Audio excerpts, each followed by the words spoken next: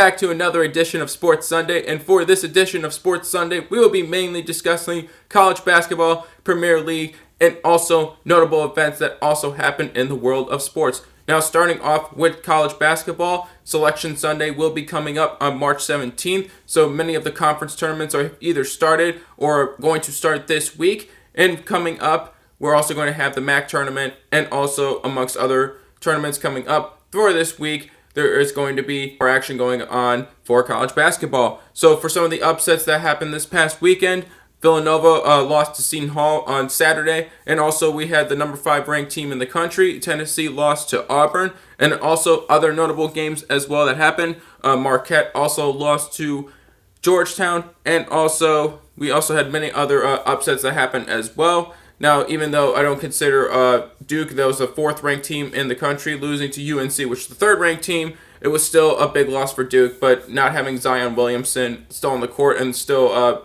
having his knee injured and not still being able to play is still affecting Duke. Now, as for when he'll be ready for the tournament, that's going to be something to definitely watch.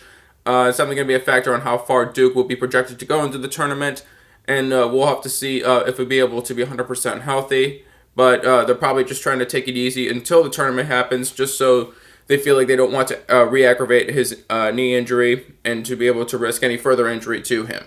Pretty exciting. Like I said, Selection Sunday, we will give our picks and who we think is going to be in, who's going to be out prior to Selection Sunday beginning. It's going to be in the evening. I believe it's going to be at, I want to say 6 p.m. Eastern Standard Time, but it could be later than that.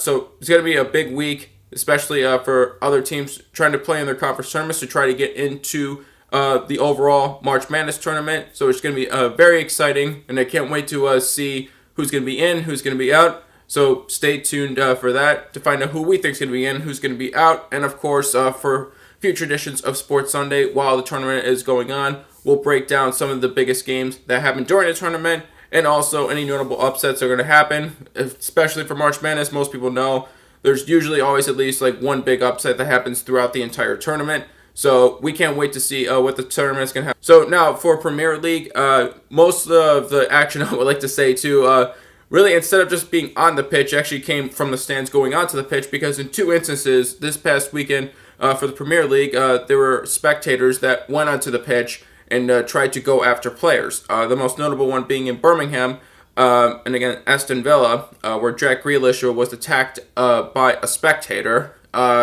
Really haven't seen anything like that before in quite some time.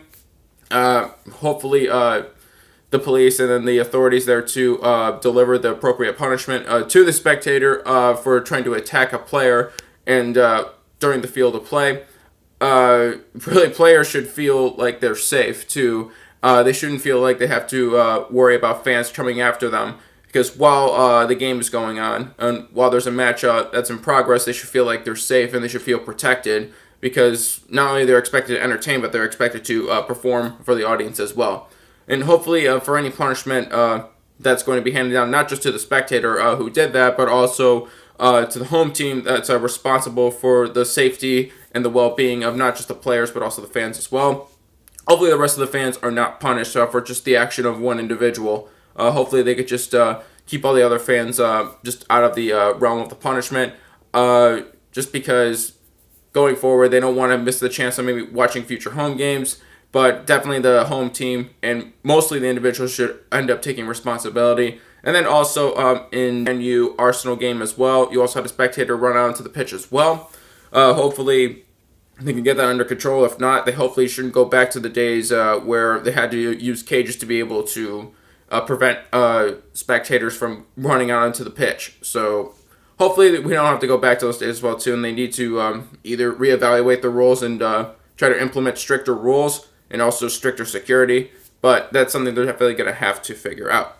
And also in the NFL as well, Antonio Brown, it's a verbal agreement because right now trades can't be official in the NFL until this Wednesday at 4 p.m. where the new season officially starts.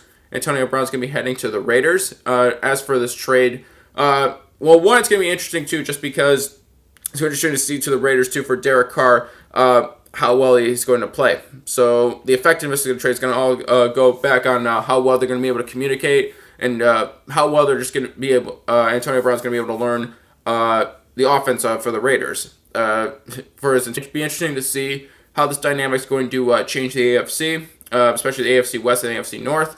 But again, we will see on how it's going to affect this season going forward. And overall, Raiders got a very good deal for him. They got Antonio Brown for 2 picks. One was a 3rd-round pick, and then one was a 5th-round pick. So they definitely got the better end of that deal.